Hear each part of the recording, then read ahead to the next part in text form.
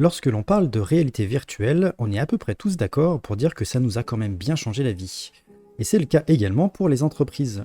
Développer une appli, c'est une chose, mais la déployer ensuite dans une grande entreprise, eh bien c'est une autre paire de manches. Dans cette vidéo, on va décrypter avec vous les 5 erreurs à ne pas faire quand on réalise une application qui sera déployée à grande échelle.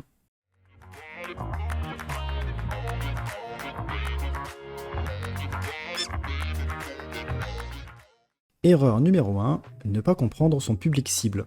Déterminer à l'avance qui va utiliser son application est fondamental. On a souvent tendance à négliger ce point et se focaliser sur la technique, et c'est une grosse erreur.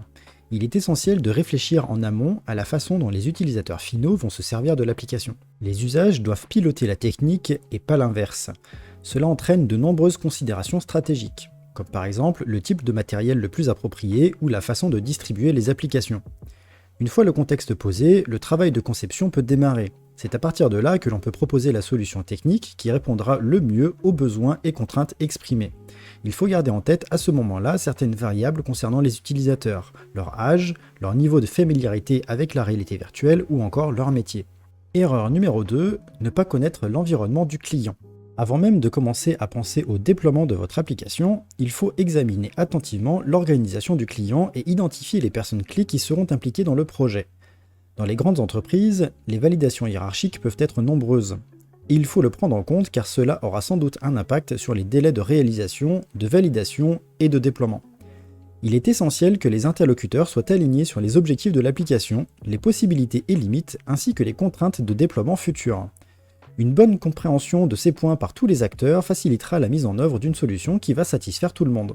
Erreur numéro 3, ne pas penser au matériel. Contrairement aux autres technologies plus anciennes comme les ordinateurs ou smartphones, il n'y a pas beaucoup de constructeurs de matériel de réalité virtuelle. Chaque client a sa propre organisation, ses propres contraintes de fonctionnement, budget ou encore politique de sécurité. Il est donc tout à fait possible de vous retrouver confronté à un client qui refuse d'utiliser une marque précise pour l'une des raisons citées précédemment.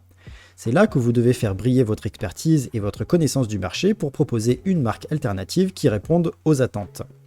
Il faut ensuite penser à la disponibilité de cette marque et à son service après-vente. Si votre client doit remplacer des casques rapidement, il doit pouvoir le faire pour ne pas interrompre trop longtemps son activité. Dans ce cadre, il est important de prendre en compte également la longévité et la durabilité du matériel. Erreur numéro 4, ne pas penser à la stratégie de déploiement. Comme expliqué en introduction, développer une application c'est une chose, la déployer correctement c'en est une autre.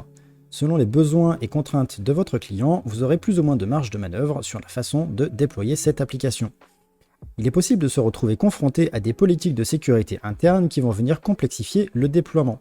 Imaginez la surprise de votre client lorsque vous allez lui dire qu'il doit installer Steam sur ses machines de travail pour bénéficier du support HTC. Mais enfin, Steam, c'est pour du jeu vidéo, on n'a pas le droit d'installer ça. Oups! Il en va de même pour la mise à jour des applications. Les grandes entreprises organisent leur système d'information et gèrent leur parc applicatif pour assurer que tout est en règle. Les applications en réalité virtuelle ne font pas exception. Il faut donc s'assurer que vous pourrez respecter ces nouvelles contraintes.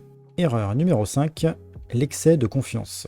Vous devez passer du temps avec votre client pour aborder ces différents aspects. Construisez cette stratégie ensemble afin d'avoir le résultat le plus satisfaisant possible.